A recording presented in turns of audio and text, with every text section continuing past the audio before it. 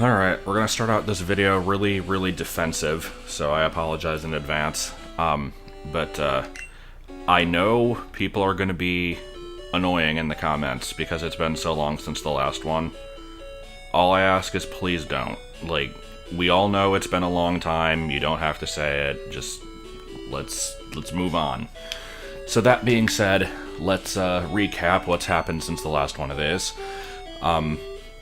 It was about 5 months ago, and I caught a horsey at the end of the last video. I named it Debbie. It's going to be one of my party members. Obviously, going to be fully evolving it and all that, so we'll be having a Kingdra on the team, which is cool. I've not used one of those.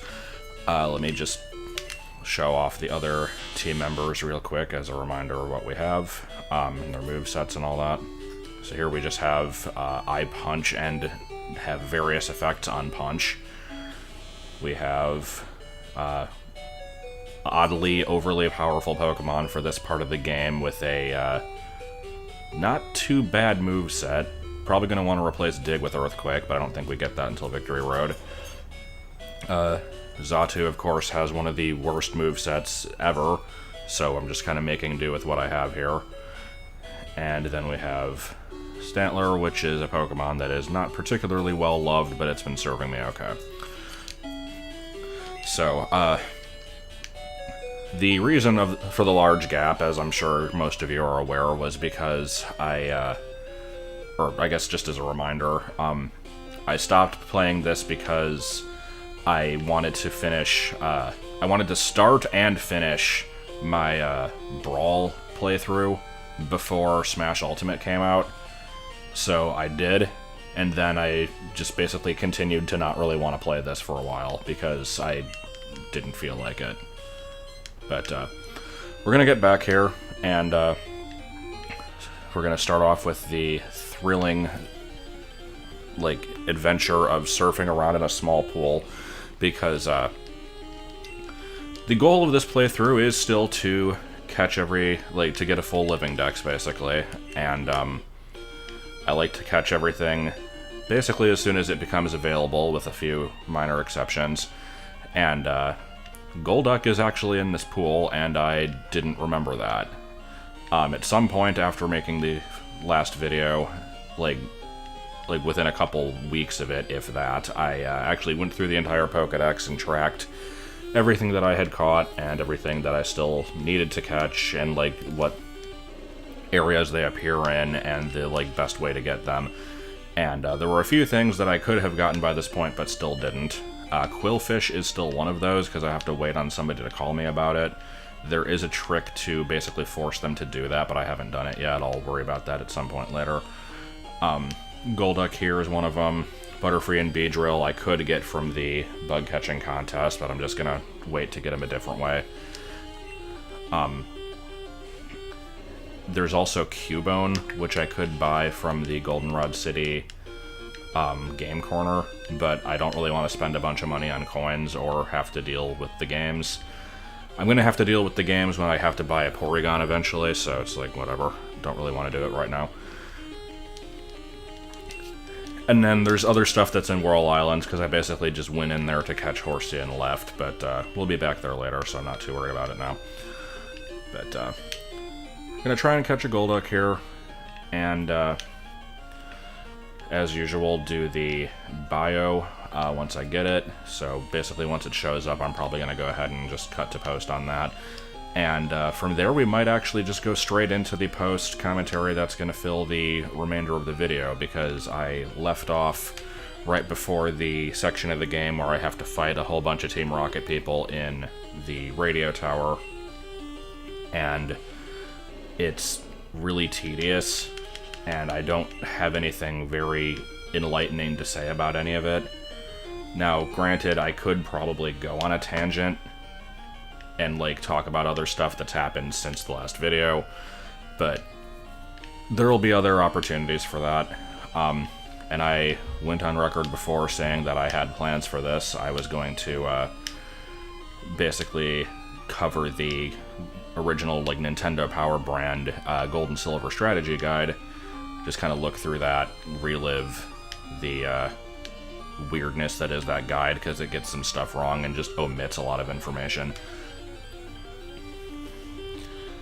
So, I guess we're just waiting on this thing to show up, and like, I'm trying to determine if there's anything else really worth talking about while waiting for it. To give closure on one subject that I don't know if I'll be touching otherwise, I know in the last video I at least mentioned some stuff on Pokemon Shuffle. I don't know if I had beaten it by that point, but I did beat it now. Well, there's Golduck. Yeah, the last thing I needed was the Primal Groudon, and I finally caught it. I'm still playing the game, but there's no real reason for me to. I'm basically just kind of leveling stuff up and doing the escalation battles and stuff. But yeah, let's go ahead and catch this thing, talk about it a bit, and then we will probably be shrinking down the screen and looking at a strategy guide for an hour or more. Golduck is one of those Pokemon that's just not really as well known as its pre-evolution, sort of like Persian and Raichu. It basically just suffers from the problem of it's sort of generic, whereas there was a gimmick attached to the first form, and the gimmick is pretty much gone now. In the case of Psyduck to Golduck, it was, Psyduck's gimmick was that it was just kind of generally dopey, and it had to have headaches in order to use its power. Golduck just doesn't really have that. It's basically just sort of like the cool older brother, but is just bland. I don't know, maybe that's just me. I definitely didn't really know of its existence at first when I first got into the series, and that's partially due to the fact that it didn't have a trading card until the Fossil set, and I got into it when it was just the original in the Jungle set, so I never really saw it. It's never really on merchandise or anything. You see Psyduck a lot, and it was one of Misty's like main Pokemon that she never really used, but had around. But yeah, Golduck doesn't really ever do a whole lot. Its moveset in the early games is pretty lackluster, which really could be said about most Pokemon, but through level up, the only water move it even gets is Hydro Pump at a really high level, so you'll basically just teach it Surf, and that's really all you need, I guess, but it just doesn't have much in terms of variety. It does get Confusion, which is at least something different, but it's not part Psychic type, so it doesn't get Stab off of it. And that's actually the only Psychic move it would get for quite a while. You can teach it Psychic through breeding in Gens 2 and 3, but it does not learn the Psychic TM for some reason. It eventually would be able to learn that in Gen 4, and it also gets Zen Headbutt through level up in Gen 4, so it gets a little bit better at that point, but I don't know, to me it always just kind of stood out as being one of the blandest water types. And its Pokedex entries don't really do a whole lot to change that. They do mention, like, oh, when its forehead shines, it has its mysterious power, but it's basically just a Psychic type without being one, so it's not even really that special in that regard. And the other things it mentions are always just like, it's a very good swimmer, it's the fastest swimmer, it's often seen swimming. Like, good, it's a water type, it can swim, I'm so excited. They also mentioned that it's apparently mistaken for a Kappa, which, this was my first time I ever heard of Kappas. I know what they are now, and Golduck doesn't really look like one, other than it's just kind of like a aquatic monster, but it doesn't have the, like, head dish that Kappas are supposed to have. That would be Lombre, but that's not for a couple more generations.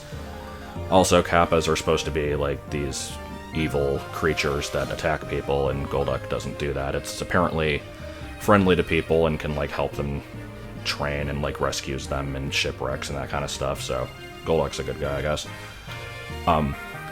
Also, the name Golduck is the same in English and Japanese, and it is fairly irrelevant because it's decidedly not gold, and there's no other real explanation for why it's called that, other than the fact that the color gold is associated with psychic powers in the Pokemon series a lot. Like the Abra and Drowsy lines are both gold-colored, Saffron City is gold-colored, the Marsh badge that you get from Saffron City is gold-colored. Like, it's all there, but it itself isn't gold, whereas Psyduck is, so it's just kind of weird that way. I don't really get it. Apparently there was a beta design for a second stage between Psyduck and Golduck, that we only have a back sprite of, and it's possible that it might have also been blue to kind of like make the transition between the two. I don't know, whatever. It's a weird Pokemon. Today's video is not brought to you by this camera, because this is a camera that cost about 150 bucks, and I was going to use it for this, and I tried it, and I hated it. I couldn't find a way to get it into any kind of good position. Having a tripod would probably help. But also, it does not focus on things for shit. There's probably some obvious option in the settings that you can use for that, but I don't frickin' know what it is. I looked through the manual several times. I'll put in a comparison shot showing how good of a resolution I could get off of that thing, so 4K my ass. But, yeah, we're not going to be doing that one. I had one hell of a time setting up this recording setup here, so let's just move on to what we all came for, which is obviously Ty Beanie's Tracker Volume 3, followed by Ocarina of Time 3D Strategy Guide, followed by Beanie World Monthly issue number 11, and then issue number 22, and then issue number 24, and then Beanie Mania, and then Beanie Mania 2, and then the Pokemon Card Collector's Guide. So, let's go ahead and take... No, we're not going to actually look at this one. I bought this like a frickin' year ago, and it's... I figured it was kind of interesting, but I'm not going to really show this on camera unless I have extra time left over at the end. The one thing I would like to point out about this one is the new Pokemon introduced in the Tropical Island set. Peekaboo, Togepi, King Slowpoke, and Ladybah. Because, yeah, those are a thing. I like the Japanese names on the gym cards and stuff. But yeah. No, what we're really here for is, of course, the Gold and Silver Strategy Guide. I said I was going to do this ages ago, and instead, we're not going to. And we're going to look at Ty Beanie's Tracker, so let me just flip over and do a random pit and kind of... Let's finally do this. So yeah, this is the strategy guide that came out when the games came out. Obviously, I don't know why I said that, as if it would have been at a later time. But I had this one as a kid. I used it when I was playing through the game, and I have a few beefs with this thing, which we'll be getting into as we get to them. But overall, it's not so bad. It does its job. We got a map of Johto.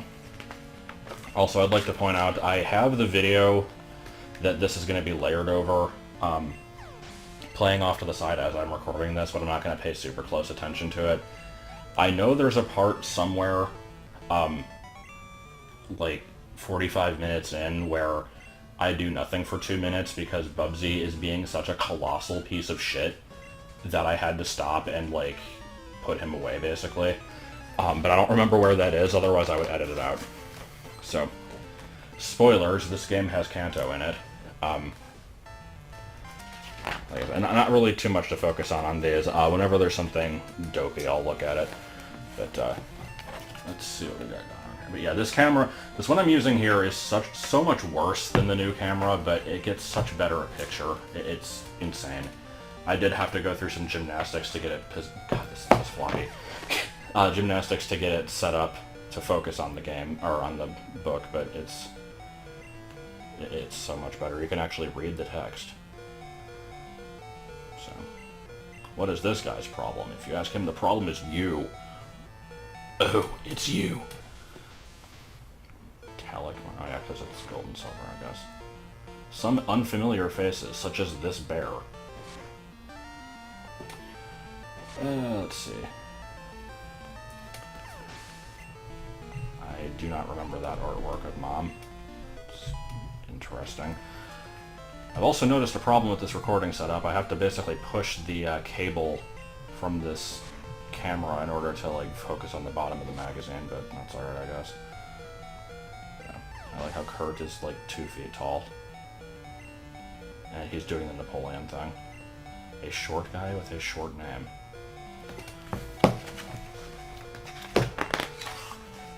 Okay, so like I said, I'm not gonna focus on every little thing here, but let's just see what we got going on in the introduction section here. So this is just going over a lot of the new features, because yeah, Gold and Silver added a lot of stuff over Red, Blue, Yellow. It's easy to take for granted now, but it was a pretty big deal back in the day.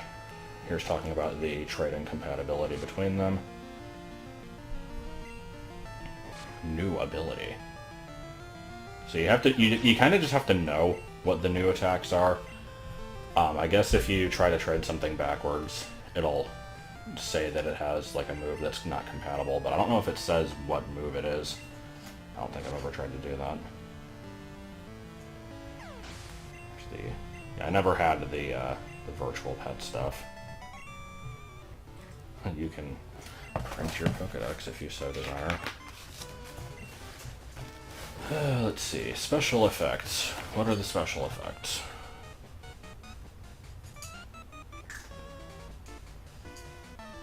Affect the targeted Pokemon's composure. Is that a thing now?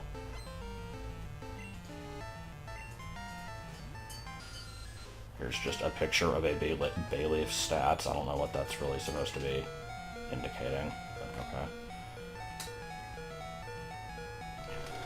So yeah, pretty basic stuff here. Here's just how a battle plays out.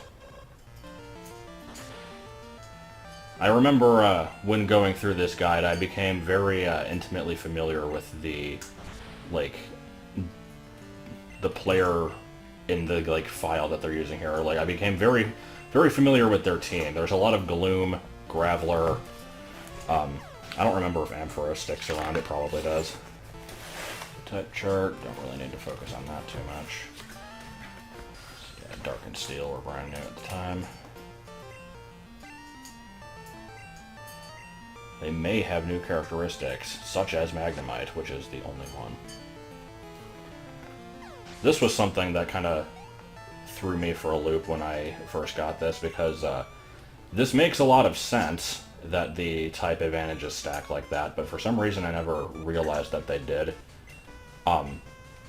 Maybe because Red and Blue had that issue where they wouldn't display type effectiveness correctly. It would do that thing where it's like, you hit a Tentacool with a grass move and it says it's not very effective because it only looks at poison. I think there was a like yellow version strategy guide that actually had a type chart for like every possible dual type combination, and it would like go over those, and it would, I don't remember if it was accurate or not, but let's see.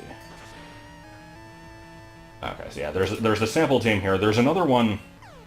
Again, I don't remember if it's this one or if it was a red-blue guide that I used to have that basically was like, here's a team that you might have at the beginning of the game, and then as you progress, you can change it to these. And it's like, you start with the game with a Rattata, but by the end of the game, it could be a Machamp. Like, okay, there's a comparison for you.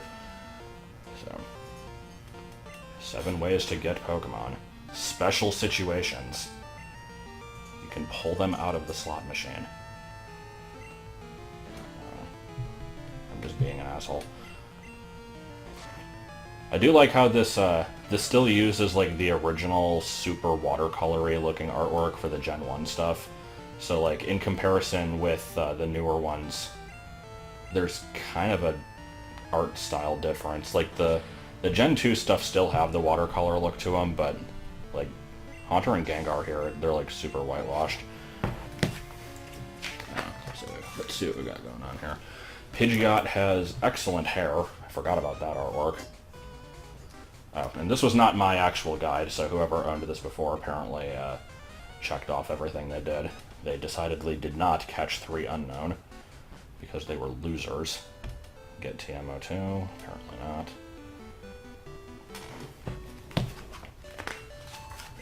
Try to keep this centered most of the time.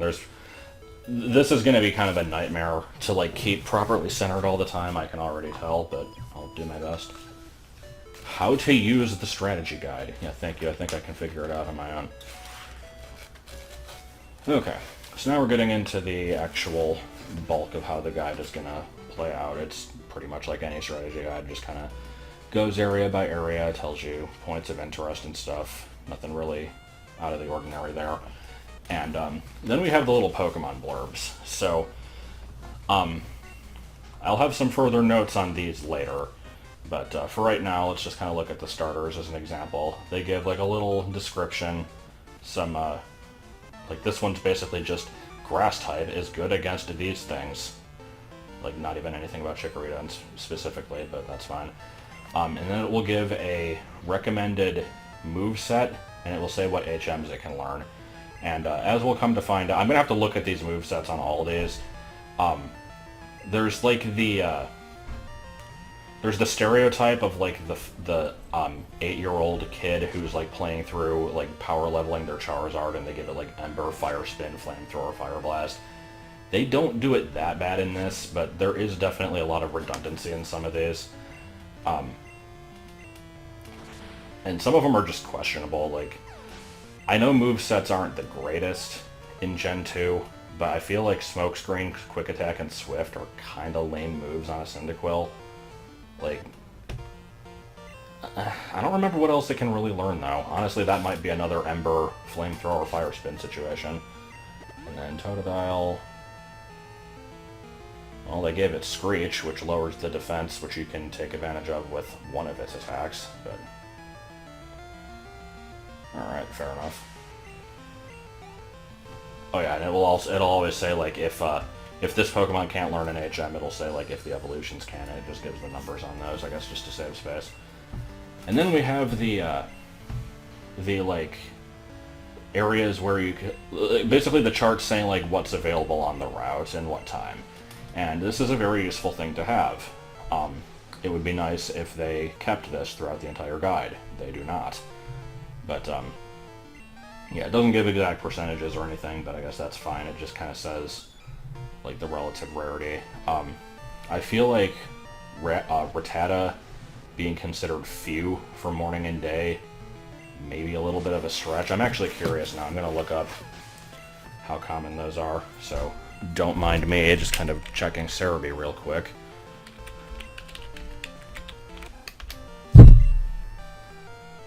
God, the freaking Detective Pikachu stuff. For the record, I'm recording this on the 26th of February, and there was a new Detective Pikachu trailer today, and apparently there's a Nintendo Direct tomorrow that'll be announcing Gen 8 formally, so that'll be interesting to see what happens. Okay, Route 29. Oh, I guess the guide was right. 5% encounter during day and morning and day. Okay, fair enough then.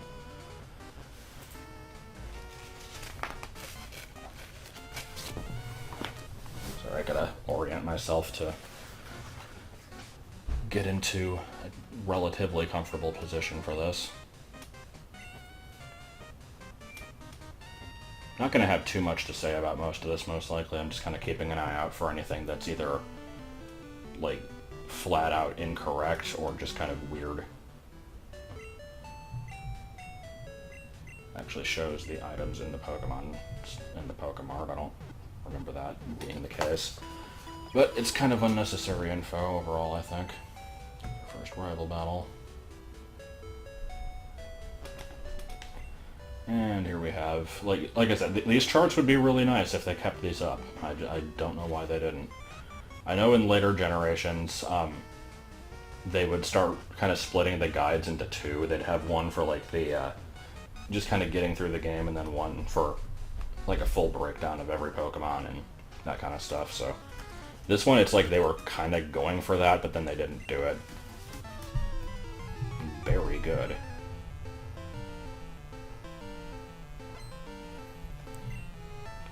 Mr. Pokemon is still the worst name. I wonder if this guide remembers or reminds you to take the red scale to Mr. Pokemon, because it mentions it here, but you're never gonna remember that by the time you get there.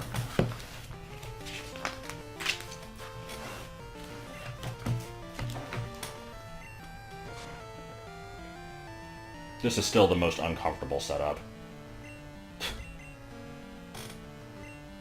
I really need to get a better way to record this.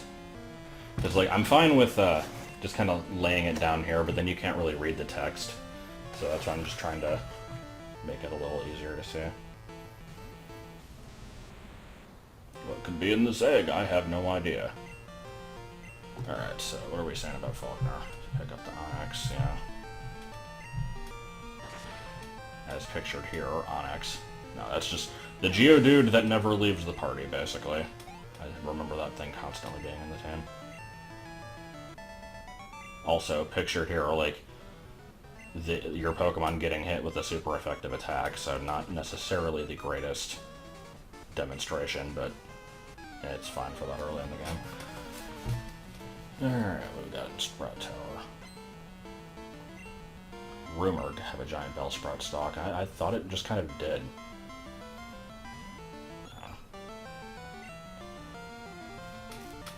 Ooh, wait, have I skipped over any Pokemon moveset things? No. Okay. So, what are we going to recommend for Rattata here? I mean, not counting Super Fang, that's 2 normal moves.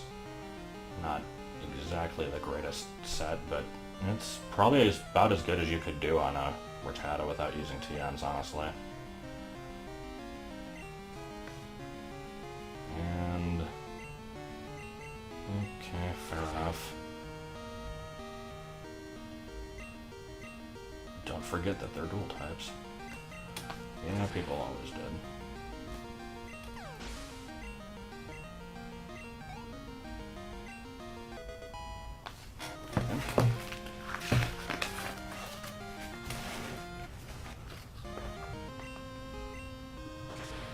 Okay, so for this one, it doesn't even tell you... It's like, well, its evolution can get Thunder Punch, but Mareep itself can't, so have fun until then.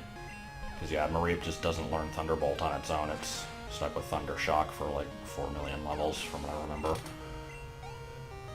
this the first area with a different Pokemon distribution between the 2 versions? It might be.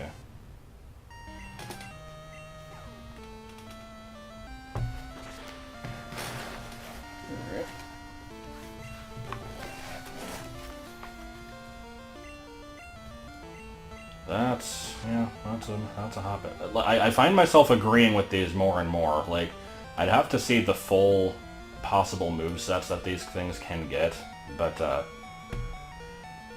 I remember them being a lot worse than this. Oh, yeah, here's one that's shitty. Oh, God. Oh, God! Okay. Earthquake. Great move. Yes, I agree. Rain Dance. Situational, but it can have its it has its reasons to be used. Mist and Haze. No. Also, why give it Rain Dance if it has no water moves? Like, what? I don't even remember what Mist and Haze do. I know one of them, like, prevents status effects from, or, like, prevents stats from being lowered, and one of them prevents status effects, like Paralysis Poison, from happening, I think. Or, like, one of them prevents it and one of them clears it. I'd never use those moves, so I don't know. Here's, surprisingly, it does not tell you the solution to the puzzle. Not that you really need it, but I figured it would anyway.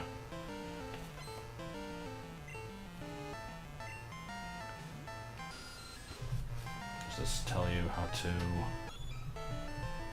okay, well, at least mentions that those exits are from Union Cave. It doesn't... maybe when you get to the cave itself, it'll tell you where they lead. I always get confused by that area. Okay, so let's see. Union Cave, then. Basement... yeah, they both lead to the Ruins of Alpha. I guess that's pretty straightforward. It's just, they both lead there, and the upper one leads to the upper one, as you would expect.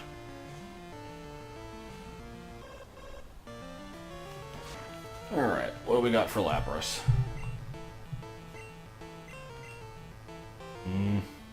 Once again, we're putting Mist into there, but otherwise I don't entirely disagree with that moveset. Can Lapras learn Sing? I feel like it can. I don't remember. Onyx. Yeah, I mean, Onyx doesn't exactly have an attack stat to make use of, but it's about as good as you could do without TMs, probably. Look, Haze. Gotta have Mist and Haze on every single moveset. Oh yeah, I always remember this. They're phenomenal against grass types. Like, I guess they resist grass moves, but that always seemed like an exaggeration to me. Do they learn poison attacks? I don't think they do. Alright. Route 33 is extremely short. Pictured here, the entirety of it. Yeah, that's... Can this even be called a route? That's just kind of a tiny field.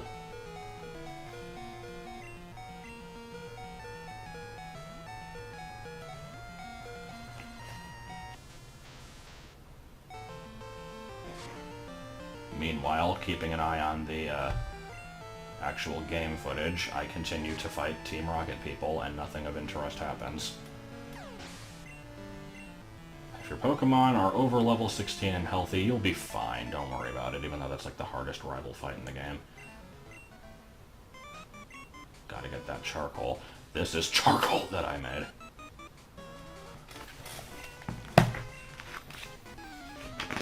Alright, so, do we have, yeah, here we go, we got strategies against rival battle and Gym Leader. So yeah, Metapod and Kakuna are dead weight. Does it mention that? No. He uses Bug-type Pokemon, which makes your job easier. Does not even attempt to give a strategy against the Scyther. I mean, I don't really know what strategy you would specifically need other than just don't die. But, yeah. Okay. And let's see. Whatever we use against, once again, it's like, this is an annoying fight, from what I remember. Like, he's kinda over-leveled for this part of the game. But, I mean, I guess if the guide's saying, like, if your Pokemon are over 16, then that's basically saying if you're also over-leveled, then you're fine, and that's not completely wrong. But, I just remember the Ghastly being a piece of shit. I don't know. I don't even remember what about that was annoying specifically.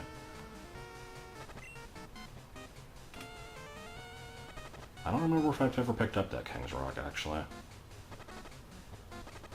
Maybe I did. Okay, let's see.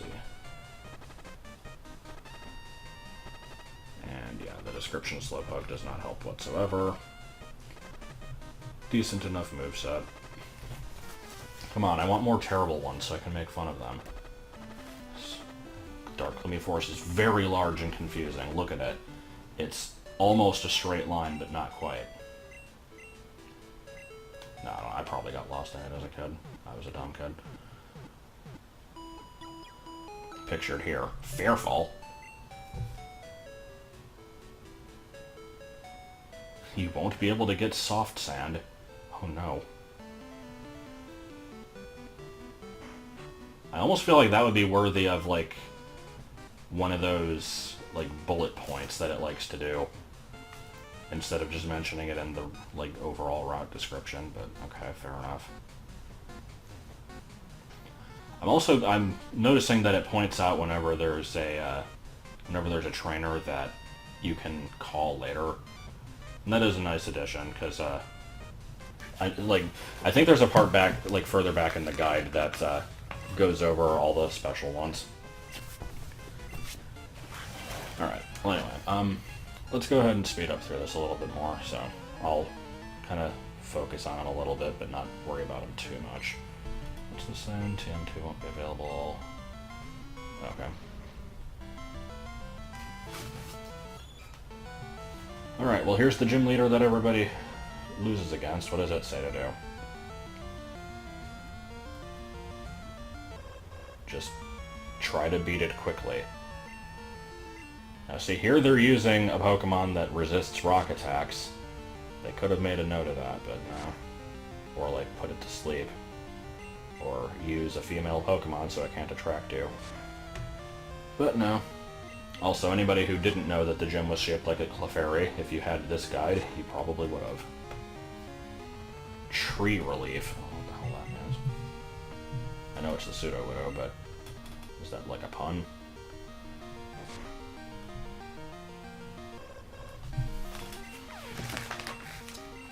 Oh, well, here we got evolutions, including Eevee itself. So for Eevee, just give it some generic moves and hope for the best. That's probably about as good as you can do.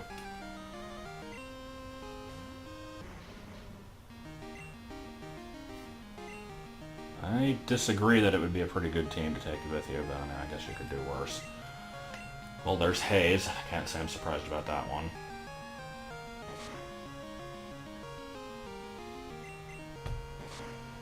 rare use of them pointing out the defensive capabilities of something.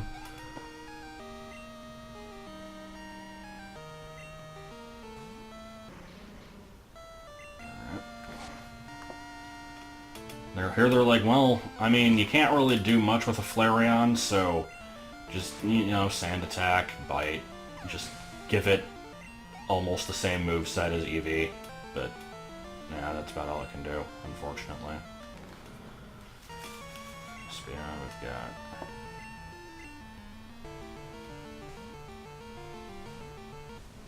Forgot I could learn Morning Sun. I need to use an Espeon at some point.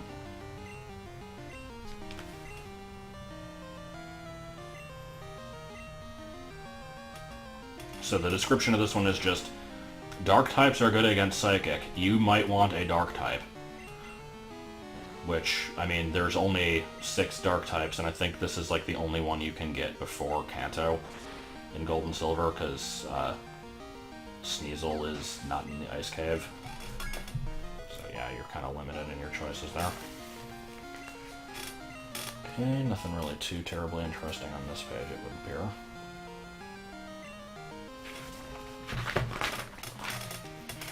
Oh, what are we doing with Sunkern?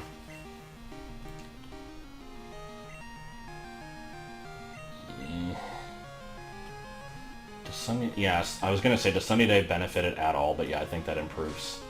Actually, no. I don't think Sunny Day does make Synthesis better in Gen 2. I think that's only in Gen 3 onwards, because in 2 it's just based off the time of day. I think. I don't remember. If it had Solar Beam, then it could make use of Sunny Day. Here's stuff you can get in the bug catching contest.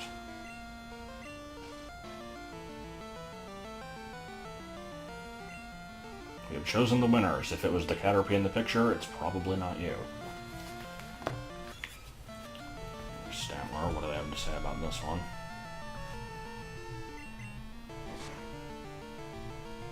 Okay. So, their description is just, it can learn the attacks that we listed as its 4 attacks. Yeah, that's a moveset.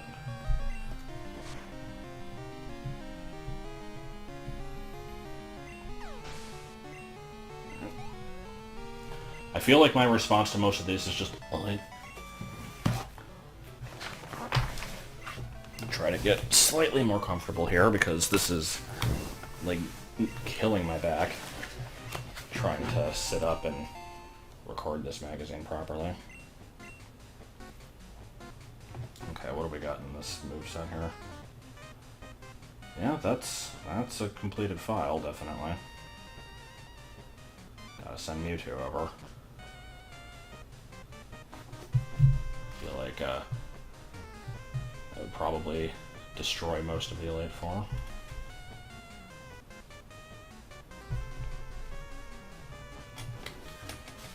So, make note of the fact we're still showing what Pokemon appear on routes. I don't think that lasts much longer.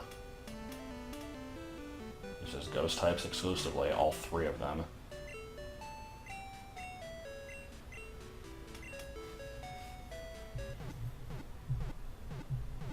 It's much tougher than before, except not really by that much. Use a type his starting Pokemon is weak against. I would have never thought of that. Why are we really going over Tin Tower? You can't even get here until way later. Okay. I guess this is not a completely illogical place to put it.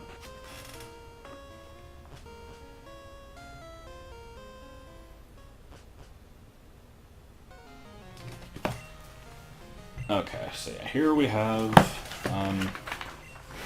yep, they do not tell you what Pokemon are available on this route. The little bios down here kind of indicate it, but doesn't give you an actual list. So here we have a moveset for Tauros, but not for Miltank, because we couldn't fit both of them in the same words. Horn Drill. I forgot I could learn Horn Drill. That's another Pokemon I've never used that I probably should at some point. That's a very, very aggressive moveset you're giving it there. which I guess is kind of Tauros' thing, but I don't know, I feel like it could learn more diverse stuff than that. I think its special attack is way worse in Gen 2 than it was in Gen 1 though, so you don't want to be giving it like Blizzard and stuff necessarily. Thunder Shock, Thunder Wave, Lock On, Zap Cannon. Alright. Does Magnemite learn any steel moves in Gen 2? What steel moves are even in Gen 2? It's like Iron Tail, Steel Wing. Is that it? I don't think Metal Claw existed yet. Definitely not Metal Sound. Yeah, I guess it... okay, it's pretty limited in what it can do. Here's a Miltank and a Snubble. They both exist. What do you do with them? I don't know. But Farfetch'd, though, that one we gotta explain.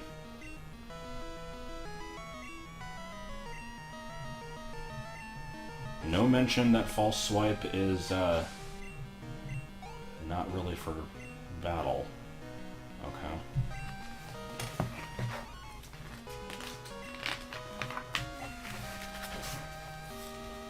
Okay, Voltorb. Do you learn anything?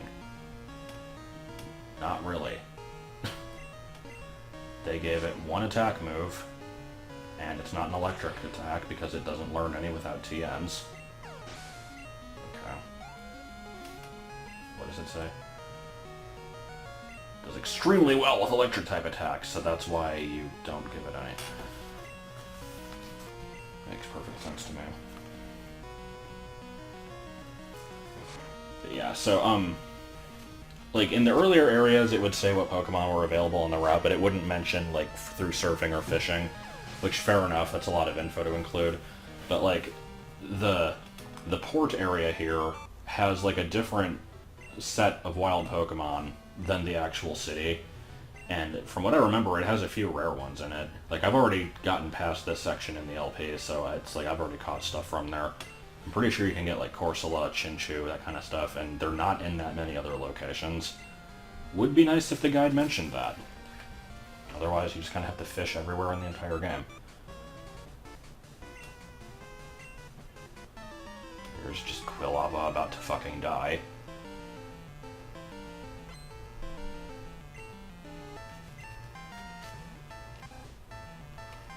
Gotta have that Palu Palulu text in there, that's important. I don't know what the hell that was. Okay. Never seen Tentacool before. What, doesn't it learn Hist? Like, Hist. Hist is the combination of Haze and Mist. You gotta have Hist on every move, so I thought it learned one of those, maybe not.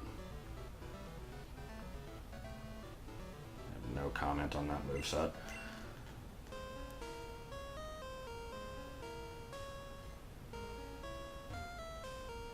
Yeah, I think... Are those the only HMs it can learn? I feel like Krabby can learn like 6 HMs. It Protect, it Attack, but mostly it Attack. Holy Gyarados can learn these moves. Yeah, I mean, that's... I guess you could do worse with the Gyarados moveset for in-game. Could do a lot better, but... Alright. Sure wish my back wasn't breaking trying to record this. Here's an area I have not been yet. I have the ability to explore most of it, I just haven't wanted to. It's fairly confusing. I think it's probably the most confusing cave in the game. Mountain Mortar's kind of also, but... Alright, so, now that I'm using a Horsey, what should I be giving it? Smokescreen, Twister, Agility, Hydro Pump. I disagree with most of that. Also, is Surf really the only HM it can get? I feel like it should be able to get Waterfall or Whirlpool.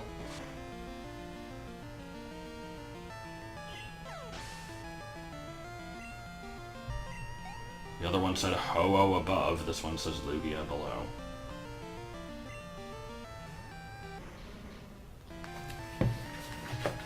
Pro tip, save the game before doing something hard. Shuckle. Completely non-offensive moveset, which makes sense given that it's a Shuckle. I think you usually want to give it, like, Wrap or Toxic or something to have some kind of residual damage, though, not just Bide. It's not the greatest moveset I've ever seen. And here's Chuck, who's extremely straightforward.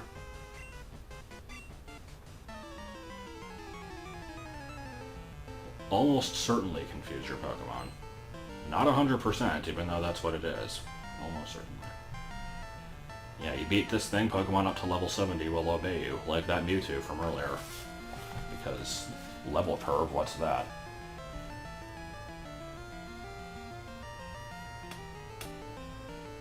Here's just... Okay, so I like this Spearow description. It's just, like every flying type, it has type advantages and disadvantages. Here's 3 attacks it can learn. Only these 3, though. So, what fourth move would we give this? Sand Attack? I don't know. Couldn't think of one. It's Meryl!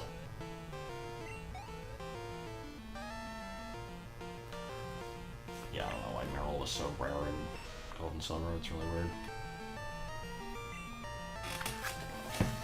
There's part of that mortar.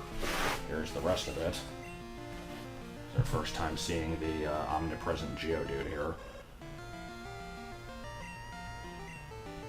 Okay. 3 fighting moves plus Foresight. To be fair, I don't think it can learn much else. And if you have to use a Goldeen, give it Horn Drill. I would agree with that, probably. Even though I used one. No, I did give mine Horn Drill, didn't I? I don't even remember now.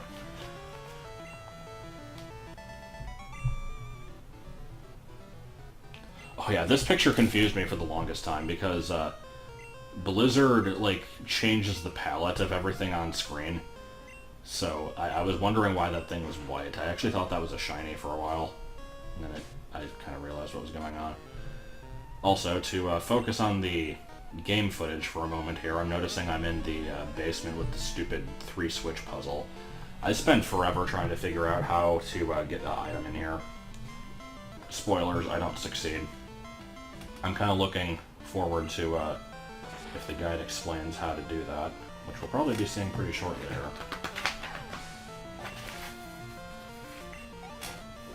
Okay, not really a whole lot going on with Lake Ridge. Yeah, the guide has just completely given up on telling you what's available in any given area.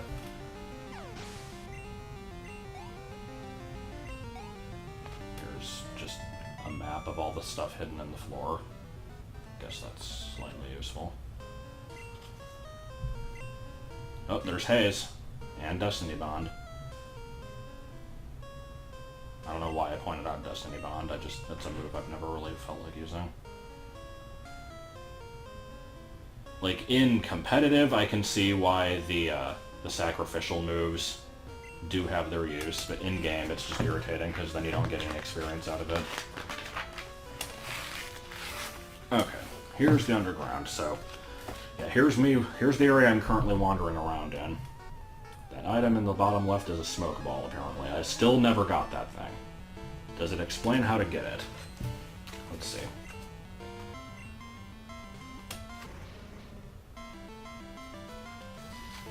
I don't believe it does. Let's see, what's point number 4?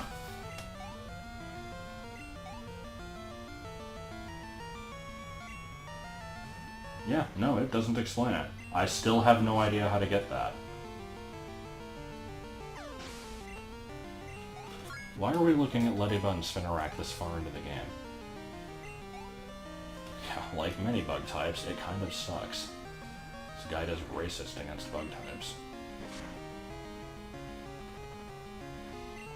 Its use is basically just give it 2 defensive moves and Baton Pass, even though you don't need Baton Pass to pass on the effects of those moves.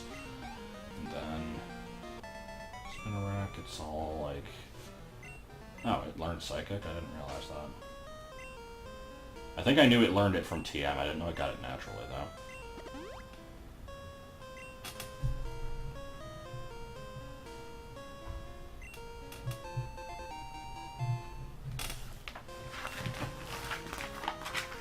Oh, well, here's just a whole bunch of bios all at once. Let's take a look. Tangela making use of not one, but two status-inflicting moves. And then also just growth. Togepi, you know, found on Route 44.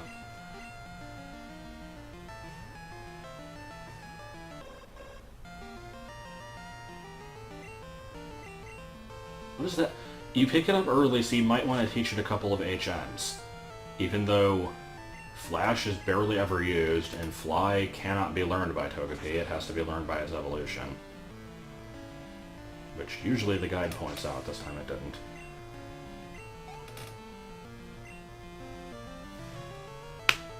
Would be cool to take it to the daycare to see what happens. Well, the guide will tell you what happens in the back. It does actually explain how breeding works.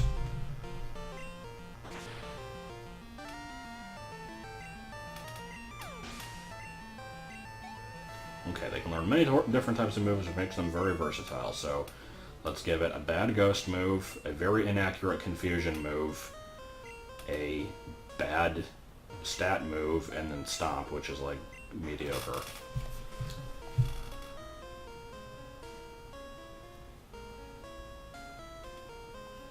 Okay, fair enough.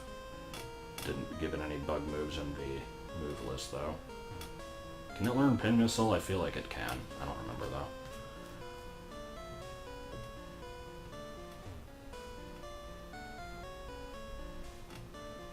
Yeah, here's more doubling up. This is almost the exact same moveset as Tangela. Growth, Sleep Powder, and Stun Spore. Except this one gets Mega Drain. This one gets Razor Leaf. I guess. Okay, just telling you the way to get through the ice puzzles. Heading into spoiler territory. We haven't seen these areas yet. Meanwhile, I'm still wandering around the basement trying to get this fucking item in the bottom left and not succeeding. Okay, so how do we beat Claire? Raise an ice type.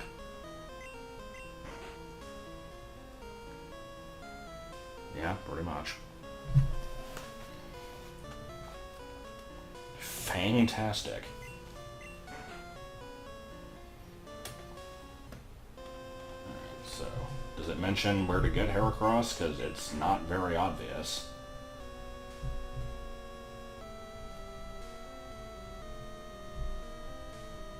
It's a decent enough moveset, I guess.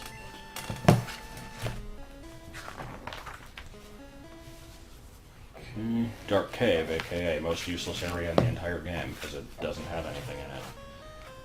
Except, you know, it does have one thing in it, Wobbuffet. Does the guide mention that? No. That'd be too easy. Train well. Do it better, damn it. But what is this even saying? Oh, okay, it's checking for, like, happiness. I wasn't sure why it was talking about, like, keeping things happy when in reference to Sandstorm, but okay. Okay, Rapidash. Or, sorry, Ponyta. Yeah, this is Ponyta. Don't mind the picture. The picture's, we're not gonna pay attention to that.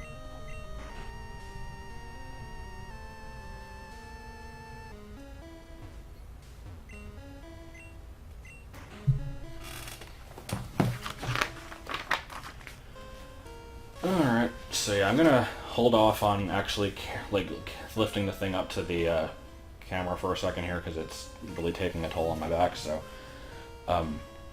let's see what we got going on the rest of this here. So, rival battle. He's added a Kadabra to his team. Ideally, you'll have a Dark-type Pokemon. You know, the one available to you. A strong Psychic type or even an Electric type. What kind of recommendation is that? That's bizarre.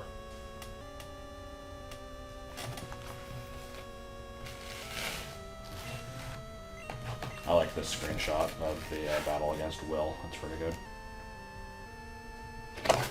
Okay, I lied. I'm going to lift this up to the camera anyway. Let's see what it has to say about the Elite Form.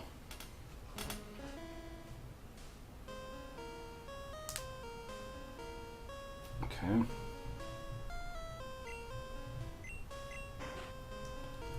Yeah, I remember this description also. There's certain things from this guide that I just kind of remember reading back in the day, and it would, like, stick with me. And this one about, like, basically end the battle as soon as possible because it'll get worse as time goes on.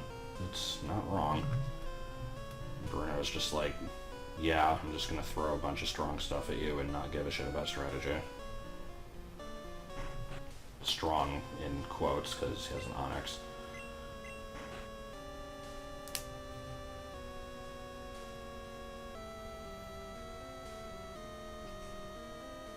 Karen's other Pokemon share the poison type. Okay, I guess Vileplume and Gengardo.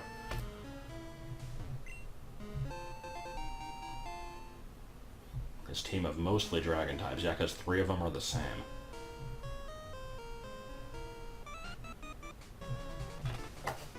Well, that's it for the Johto section of the guide. So, there's not really a whole lot to do in Kanto, so it's just gonna kind of hit the highlights here. Aqua, man.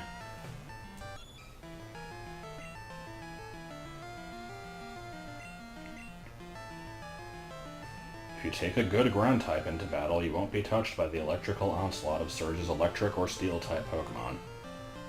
So the strategy is just use type advantage. That's all you really need, I guess. Oh, here's our first Abra. Not seen one of these before anywhere in the game.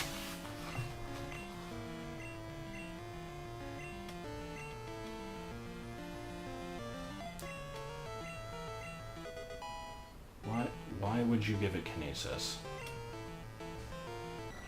What even... I have to stop making fun of these movesets, because they're not using TMs. Like, the best you could probably do is just Psychic, Psybeam, Confusion, Recover, honestly, and that's extremely repetitive. So at least they're trying to diversify it. How about these other ones? We got Growlithe. Extreme Speed number 59. I think that Flamethrower and Extreme Speed are both gotten at level 50, one by Growlithe and one by Arcanine. Because that was the last thing I ever needed for my Pokedex in my original Silver playthrough, and I remember taking forever to level this thing up. Does not make a note of that.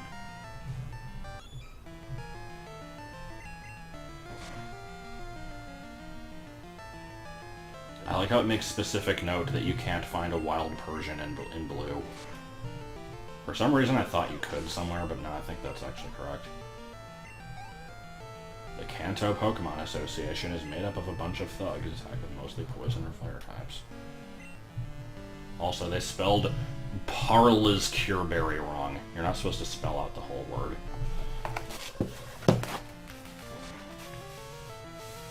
Here's just Sabrina. She uses Psychic types, so you should use Dark types, such as Feraligatr.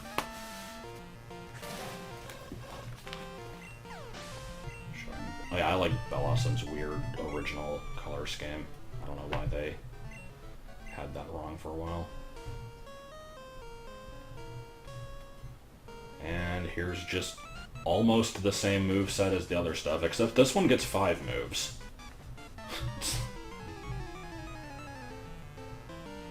I guess just pick between the 5 that, like, the ones you want. It's weird. This bug type does not learn any bug type moves, so have fun with that. Here's the recommended moveset for Ditto.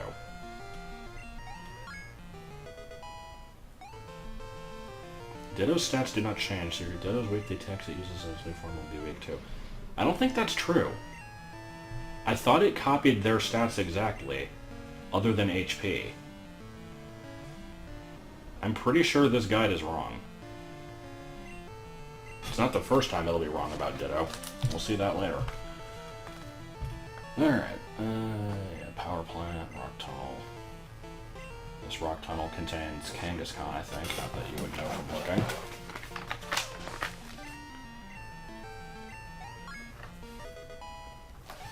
Misty uses water types. You should use grass or electric. That's just the strategy for every single one of these gym leaders, is just use type advantage. Can we list what Pokemon they use? No. That would be too easy. Here's the part where you just kind of see that she's on a date, and then the guy runs off and just ditches her. That's always a good part. Ah, yes, here's where we get the only evolution stones in the game. Crystal remedies this fact a bit, but it's still stupid. Okay, what are we doing with Venonat? 3 status infliction moves, and then Psychic. Also, I'm keeping an eye out. I swear there was somewhere in this guide that said, like, this Pokemon has a high special attack, so you should use moves that take advantage of it, such as Stun Spore, or something like that. I swear that was the description on, like, a Weepin' Bell. I haven't noticed it yet, though, so maybe not. Murkrow, Houndour. What moves do they learn? Don't know. Not gonna tell you. Diglett. It exists. Vulpix, though. This one we gotta explain, because it's totally not the exact same thing as Growlithe. Okay, no, to be fair, it isn't, actually, but... That's a moveset. Here's Celeorlawn City. Worst possible pun ever. Wasn't even a pun. Don't know what I was trying to make fun of there. He will tell you a scary story about a bicycle. Then he will give you the TM. See, I had an uncle named Stewie. And he used to sell brassicles. But then he died. So here, have this TM for Curse.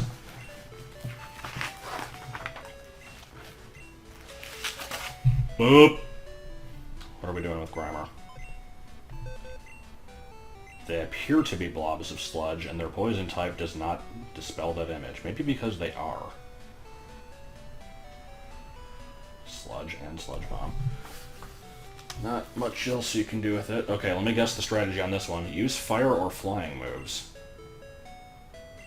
Oh, sorry, ice. Recommended types, Psychic. Not flying, though. I know Psychic will do well against the poison dual types, but still. How about Janine?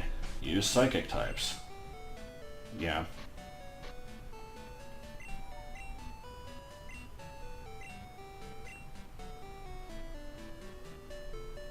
Give you the poison-friendly TM Toxic, even though it can be learned by everything.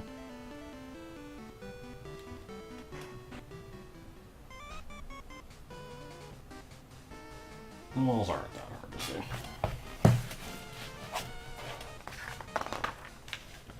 Oh, we've got 4 new movesets. Gotta look at them. Kind of wanting to wrap this up soon. I'm just going to show them briefly. I'm not going to comment on them too much. Egg Bomb. There's an Egg Bomb and Double Edge on a Chansey. Surely there's better things you could do than that. There's good old Pickle Juice. Oh, there's the 3... Okay, well, one of them's a status move, but yeah, three electric attacks. Hoot Hoot showing up for the first time, like 90% of the way through the game. Good. Okay, no movesets here. Brock, use a water type, basically. There's another rival battle. Every one of his creatures is over level 40. Try to have level 40s as well.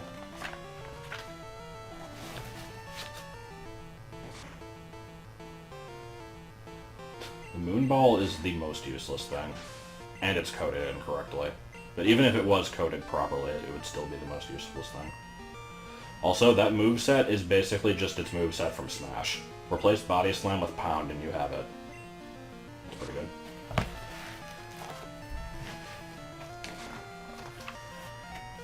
Okay, fire type, so use water. Poliwag. Hypnosis, Body Slam, Belly Drum, and Submission. Specifically Submission exclusive to Poliwrath, so, okay. And I guess that's basically it. Here's, front silver. And what does it have to say about red?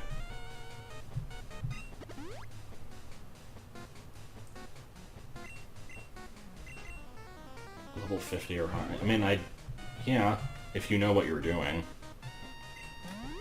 I'm surprised it doesn't tell you to go higher than that.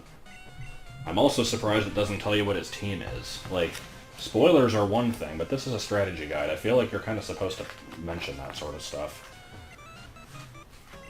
I don't know. This guide is weird. Okay, so here's stuff you can get from trees. This one specifies there's like forest trees and mountain trees, and that is true, but it's not quite that simple from what I understand. I think it's basically set per route, and then there's like the specific Heracross trees, but I kind of got into that in an earlier video. Here's just talking about status conditions.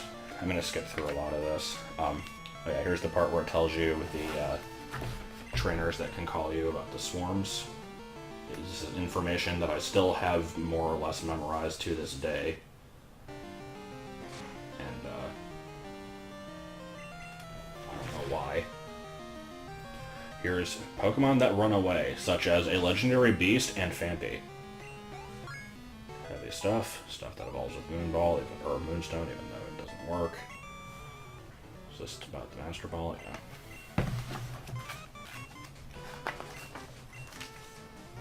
Okay, just leveling stuff up, experience share, going into far too much explanation than necessary for how the experience share works.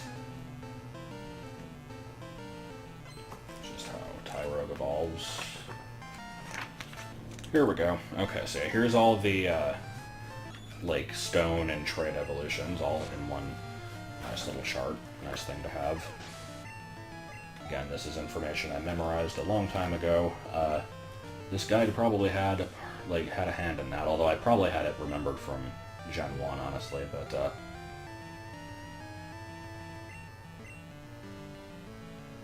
okay, I thought I had noticed, like, a mistake somewhere, but no, this is fine. Still wish they didn't have to have so many of these hold item and trade evolutions. Those are really irritating. There's happiness evolutions. With a particularly excellent Golbat drawing. I think that's up there with the red-blue sprite. Stuff you can get from the game corner, bug catching contest, in-game trades. Not a whole lot of in-game trades in this game, and they're all fairly unimpressive. Rhydon's pretty good. If you can catch a Dragonair from the Dragon's done, that's not bad. An Aerodactyl is cool, that's the only way you can get one in Gen 2. Actually, I guess Gloom for Rapidash isn't so bad either. Okay, maybe these aren't as bad as I thought. I usually don't bother doing these. Okay, here we go. Here's where the guide is just flat out wrong about something. Yeah, this teaches you about breeding, and for the most part, it's a pretty good section. Kind of says, like, if you have a male and a female, it always does the female. Like, it goes over a chart of the stuff that's exclusively one way or the other. Here's the neuter category. Not genderless, the neuter category. And here's how Ditto works. So Ditto plus a genderless Pokemon makes that. Plus a male only or a female only makes that. Plus a Pokemon of either gender makes whatever.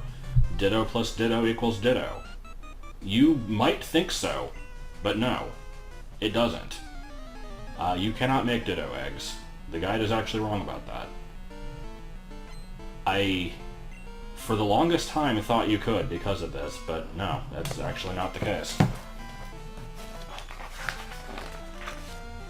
And here's just version exclusives. Gonna be trying to wrap this up in a second here. I've still got quite a few pages left, but most of this I think is kind of ignorable. Legendaries and handouts. Weekly events.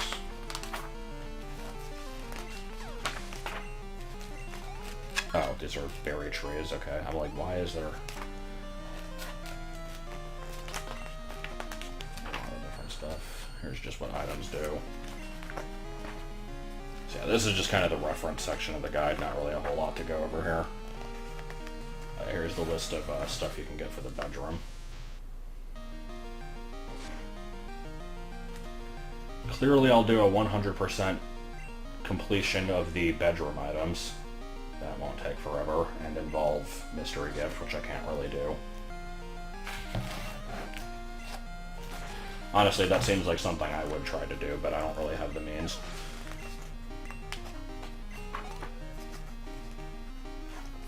Okay, hold on. Special attack and physical attack. What does it say about the... Okay, so Acid Armor is physical, Attract is physical, Barrier is special. I guess it just goes off of what type the attack is classified as, but yeah, that's a little misleading. I had no idea what the difference between physical and special was until like halfway through Gen 3. I just never paid attention to it. Okay, so yeah, here's where I have the biggest beef with this guide. Pokemon Locator. If you want to find something, here's where you can find them. This goes over like a quarter of the full Pokedex. Like, this was basically where I realized that I was gonna have to start using like online resources, because what if you want a Wobbuffet? Well, guess what? It's not mentioned in the entire guide. Its name is never said once. You never see a picture of it. It's not in this list. You may as well not know it exists. Like, it annoys me how incomplete that is. It's really dumb. Yeah, like here again, here we have the Pokemon Index, the pages that they're mentioned on. That is not all of them. Not by a long shot. I can understand not going over the ones that are like exclusive to Gen 1 games, but there's really not any excuse for not mentioning the newer ones. That just gets on my nerves. Also, did we have a bio on Sentret earlier? I feel like we didn't, but okay. And here's just a random N64 watch, just to end on. But I guess that's it. So, that was interesting. I kind of didn't have a lot to say about some of it, but oh well. Let's go ahead and wrap up this video, and never do one of these again, because this was kind of painful. Alright, figured I'd go ahead and record the last part live, just for the sake of it. And put the battle scene back on also. I think this is the last guy. I hope it is, at least. I don't actually remember. Because the other trainer up there, I think, was one, like, there's like 4 admins. They have names in Heart Gold and Soul Silver, but not in this one. She's one of the admins. I fought one of them earlier, the guy with the 5 coughings and the wheezing. I don't remember if the 4th guy is in this section or not, but I believe this guy has a Houndoom, which, luckily enough... Oh, yeah, okay. Yeah, he starts with the Houndour and then probably goes up. So, luckily enough for me, Debbie got a crap ton of experience during this section. It worked out quite well. Not quite enough to evolve yet, but it won't be too much longer.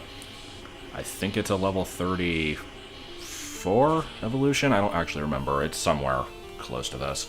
So, not in this segment, but probably in the next couple, depending on how long I make them.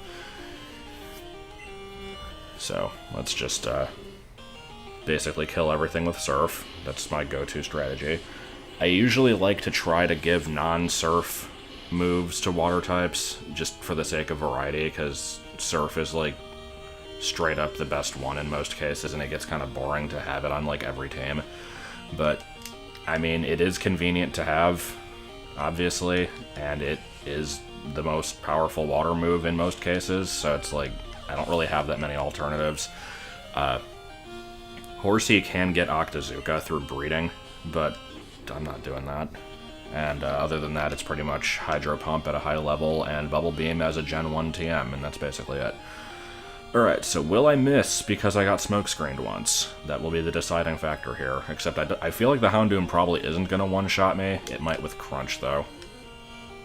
If it even gets Crunch. Dark is not exactly the greatest type in Gen 2. Okay, never mind. That was all it needed, apparently. Didn't even need a critical.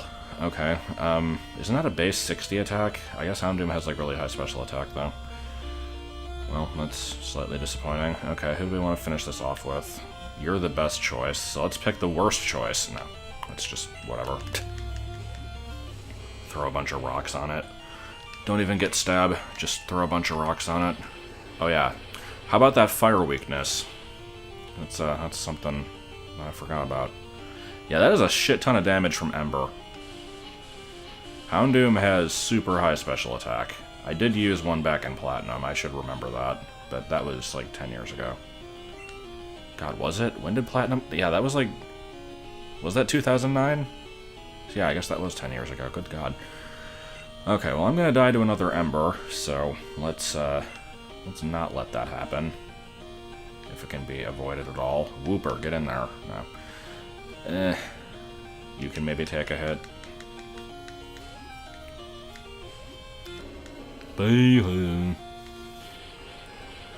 Like, good thing this doesn't have Flamethrower or an actual, like, good fire move on it.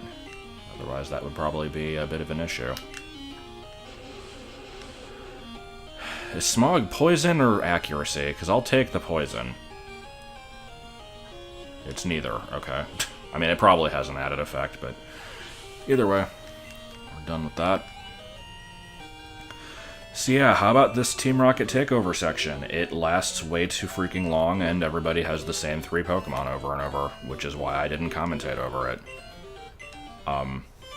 There were a couple highlights in there, such as me actually getting, like, being able to use Stomp on a minimized opponent at one point. That was, that was worth writing home about.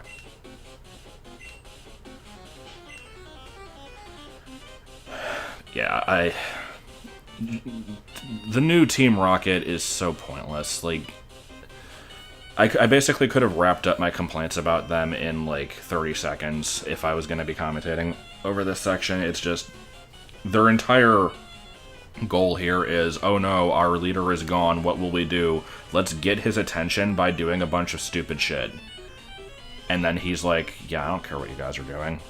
And that's pretty much it. Like, what was the, like, allegedly they were trying to control Pokemon with the radio tower, but was there any evidence that this was going to work? I don't know.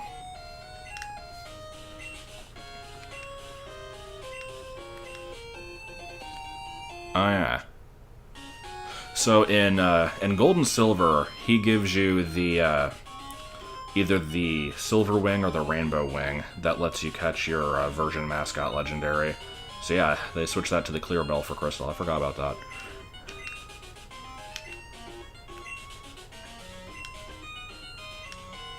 Okay. We dug up that bell, huh?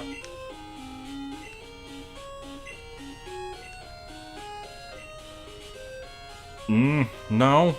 I don't think it does.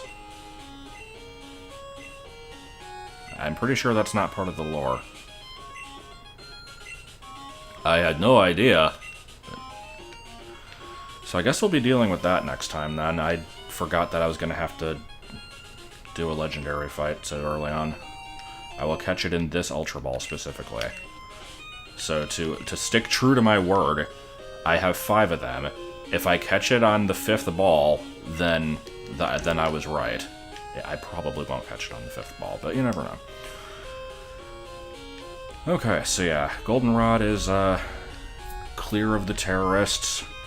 As usual, it's up to the local 10-year-old to get rid of them because the police doesn't exist and nobody else has Pokemon. The director is nice again. That's a good way of putting it. He used to be an asshole, but then he got captured by terrorists and locked in a basement, and now he's good. So the one other thing that was, like, worthy of, like, pointing out during that whole takeover that wasn't just, here's a rocket, here's another rocket, just keep on fighting them. Oh shit, rival battle for no reason, okay, he's done, here's some more rockets, was this stupid freaking basement room with the 3 switches. I spent so long trying to get through that, and because I'm still recording this before I've actually looked at the strategy guide, I don't know if that explains how to get through it. I was debating if I actually wanted to, like, give it another shot, but I tried that thing so many times. I know that the way to get to the end is 3, 2, 1, But I feel like I tried like every other possible combination and it didn't work. I don't know how to get that item or what the item is. It's probably like a freaking full heal or something really unimportant. But I want to get it just in case, and I don't know if I tried 132. I feel like I tried every other combination. I definitely tried 23 as number 1, because that's the answer in Shiny Gold, I think. Which is the Fire Red ROM hack, but... It's like each one of these controls a different set of doors, but it depends what order you hit them in. Like, I have no idea how this is programmed, and I think I tried to look it up once, and no one else really had any idea either. It's just... Everyone knows just press 3, 2, 1, and it works. Like... It might even be, like, hit more than 3. Or don't even hit all 3. It would be nice if I had, like, a view of the entire room every time I hit a switch to see what changes, so that I can kind of, like, get a feel for, like, what my overall goal here is, but it's... No, this is just an irritating puzzle, and I hate it, and I don't know why it's in here, and it's part of the reason why this whole section of the game just kind of leaves a bad taste in my mouth. It's like... this whole weird underground door leading to Shutter Room, leading to basement of department store section just seems really odd. Like, I guess it kind of makes sense, like, if they're... Like, obviously the basement of the department store is there for, like, loading in like goods that they're stocking it with, and if there's like a truck somewhere that delivers it to the underground even though there's no roads down there, I don't know, whatever. But why the room with the shutters? Why has that gotta be there? But either way, I think we're gonna be done for now. This was a low effort episode, which I needed to kind of get back into the groove of things. I didn't want to have one with a whole bunch of bios I had to do, and worrying too much about filling dead air with relevant commentary. So, yeah, I guess next time we'll go deal with Suicune. I didn't remember I was going to be doing that this early. Can I even skip that? I don't know if I can. But we'll do that, and then I guess we'll be heading off to the, I think it's Route 44, the one next to, Mahogany. Yeah. Going there, and then Ice Path, and I don't know how far we'll get. We'll probably get through Ice Path if I had to guess, but that'll be next time. With any luck, it will not be a super long wait, but we'll see. Just don't bug me about it, and I'll be more likely to do it.